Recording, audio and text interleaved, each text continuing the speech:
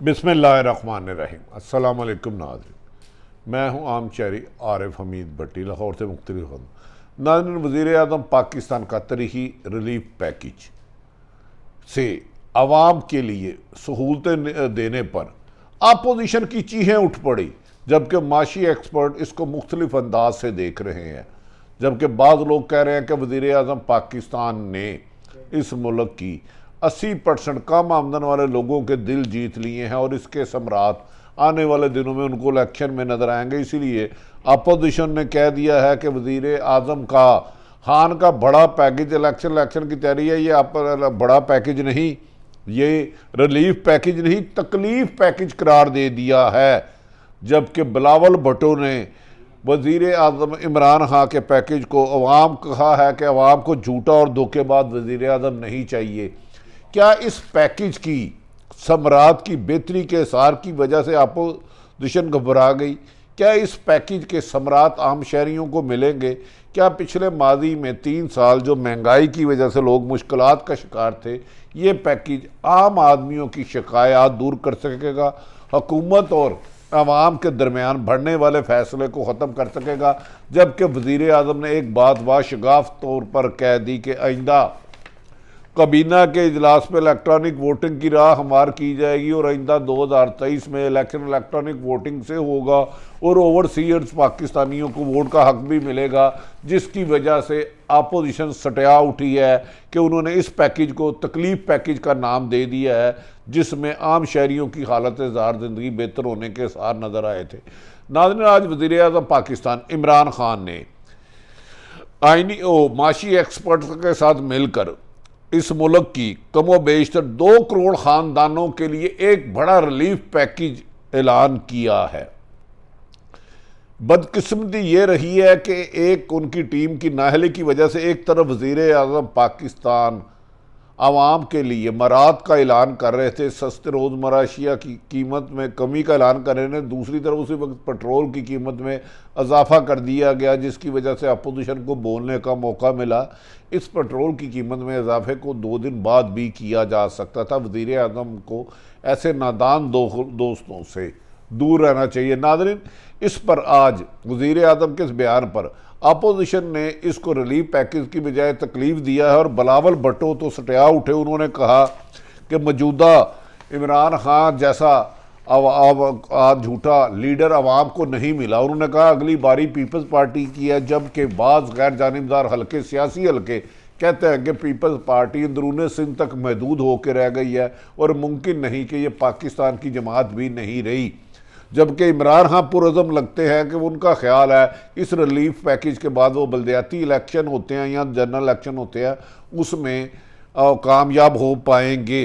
नाज़रीन, वज़ीर आज़म इमरान खान के मुताबिक 1400 अरब रुपए का ये जो पैकेज ऐलान किया गया है, 1400 अरब रुपए का गरीबों को मुख्तलिफ तरीके से मराद देने का, इससे कमो बेशतर 2 करोड़ ख़ानदान को फ़ायदा पहुंचेगा और वो आइंदा इलेक्शन में वज़ीर आज़म की जीत में कामयाबी का रास्ता बन सकते हैं।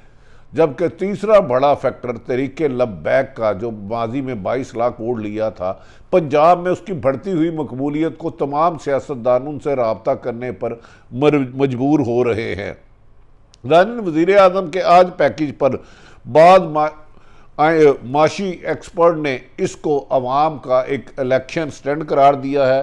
कईयों ने कहा है कि ऐसा पैकेज आज तक किसी भी हाकिम वक्त ने नहीं दिया, सिर्फ बड़े बड़े लोगों को सब्सिडी दी जाती है। इस माशी पैकेज से आम कम आमदन वाली इनकम वाले लोगों को कम से कम खाने पीने में उनको आसानी मिलेगी।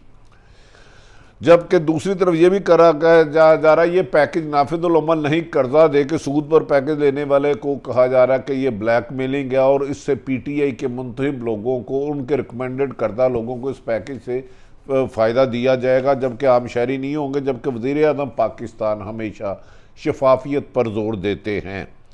नाज़रीन, वज़ीर आज़म पाकिस्तान ने अपनी तकरीर में बताया है कि हुकूमत इस पैकेज के लिए इन मुश्किल हालात में, जब पूरी दुनिया इकानमी क्राइसिस में कोरोना की वजह से, उन्हें आवाम की तकलीफ सोने नहीं देती थी, जिस वजह से उन्होंने माशी एक्सपर्ट को कहा कि दूसरे अखराजात कम करो, जहां मर्जी अखराजात कम करो, IMF से जैसे मर्जी लो, लेकिन आम शहरियों को आसानियों के लिए ऐसा पैकेज बनाओ। जिस पर वज़ीर आज़म की माशी एक्सपर्ट टीम ने इस पैकेज को बनाया और PTI ने इसको कहा कि आजकल के दौर में ये आवाम के रिलीफ के लिए इससे बेहतर पैकेज नहीं हो सकता, इससे आम शहरियों की मुश्किलात दूर हो जाएंगी और कोई आदमी भी पाकिस्तान में भूखा नहीं सो सकेगा, बल्कि उसके घर में राशन वफर होगा और वो तकसीम भी कर सकेगा।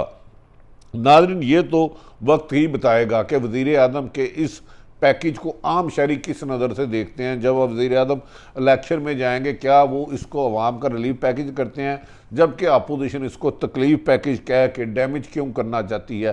क्या अपोजिशन ये तो नहीं समझ रही कि वज़ीर आज़म ने इलेक्शन की तैयारी कर दी है? एक तरफ वो आम शहरियों के लिए रिलीफ पैकेज का ऐलान कर रहे हैं, दूसरी तरफ ओवरसीज़ पाकिस्तान को वोट देने का हुक्म दे रहे हैं, और तीसरी तरफ वो कह रहे हैं इलेक्ट्रॉनिक वोटिंग होगा, और इलेक्ट्रॉनिक वोटिंग से अपोजिशन को और ठप्पा माफिया को कौन सा खतरा है कि वज़ीर आज़म ने इलेक्ट्रॉनिक वोटिंग की तो वो हार जाएंगे। अच्छी खबरें भी आ रही हैं कि पाकिस्तान के लिए जर्मनी में 130 मिलियन यूरो की सरमायाकारी करने जा रहा है। ये बहुत बड़ी सरमायाकारी है। अगर जर्मनी पाकिस्तान में आके इतनी बड़ी सरमाया करता है तो यहाँ के बिजनेसमैन और नौकरी पेशा आला मुलाजमीन को खासी तरक्की के मौके मिलेंगे। टेक्सटाइल में तरही बरामद हुई है, जिससे पहले इतना इनकम नहीं हुई थी टेक्सटाइल में जितना 6 अरब डॉलर जुलाई से अक्टूबर तक सिर्फ पाकिस्तान की नाज़रीन इसमें एक्सपोर्ट की है।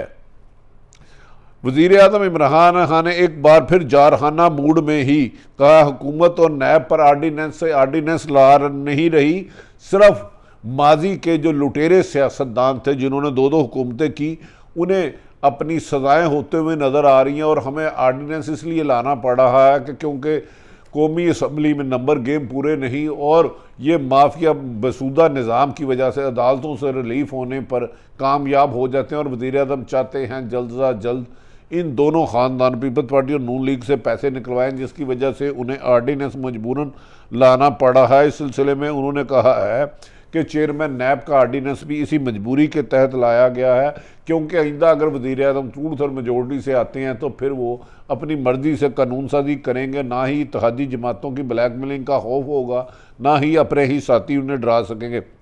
अब ये भी कहा जा रहा है कि वज़ीर आज़म पाकिस्तान अपने वुज़रा जिनकी कारकर्दगी अच्छी नहीं थी और ख़ुसूसन तरीके लबैक के इशू पर जिन्होंने गैर जिम्मेदारी की, उनके खिलाफ बड़ी कार्रवाई करने जा रहे हैं। और उन वुज़रा ने दूसरी जमातों से राब्ते शुरू कर दिए, जबकि वज़ीर आज़म ने कहा है कि वो इत्तेहादी जमातें हों या उनके अरकान असम्बली हो, किसी से ब्लैकमेल नहीं होंगे।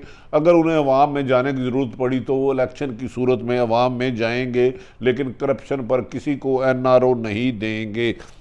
दूसरी जानिब हुकूमत से आने वाले पार्लियामेंट के इजलास में 30 मुख्तलिफ चीज़ें मंजूर करवाई जाएंगी, जिसमें अहम तरीन ये है कि इलेक्ट्रॉनिक वोटिंग। एतजाज़ एहसन का कहना है कि हुकूमत ने कानून सादा अक्सरियत से मंजूर कर लिया, इसे 2/3 मेजोरिटी नहीं चाहिए, और अगर ये हो जाता है तो अपोजिशन की चीखों पुकार और की बात समझ आती है कि ठप्पा माफिया जिसने 15 से 20 हज़ार वोट जाली बनाया हुआ है, उन्हें अपने ठप्पे लगने का ख़तरा है कि वो ठप्पे नहीं लगा सकेंगे और कामयाब नहीं होंगे।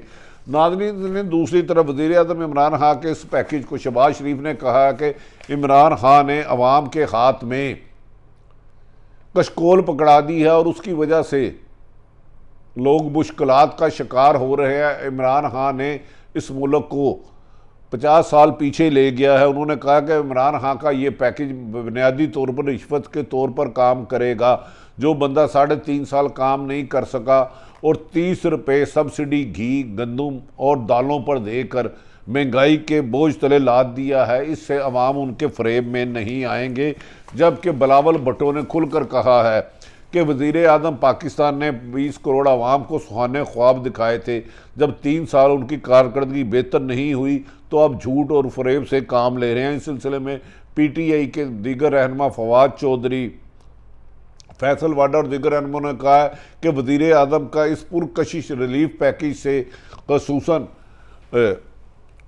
नादरीन, फवाद चौधरी, फैसल वाडा, असद उमर ने कहा वज़ीर आज़म के इस रिलीफ पैकेज से अवाम में जो वज़ीर आज़म को पजीराई मिली है, इससे अपोजिशन जमातों की चीखें निकल गई हैं और वो समझते हैं कि अगला इलेक्शन वज़ीर आज़म की बेहतर कारकर्दगी की वजह से उन्हें शिकस्त हो जाएगी।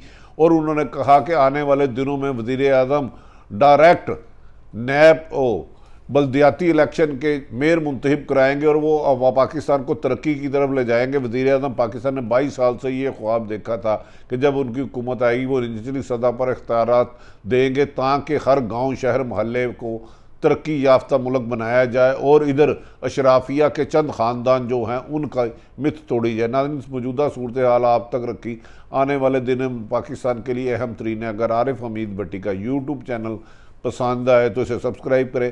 पाकिस्तान की सियासत रोज़ बरोज़ गिरगिट की तरह बदल रही है, बदलती सूरत हाल से आपको आगाह करते रहेंगे। पाकिस्तान जिंदाबाद।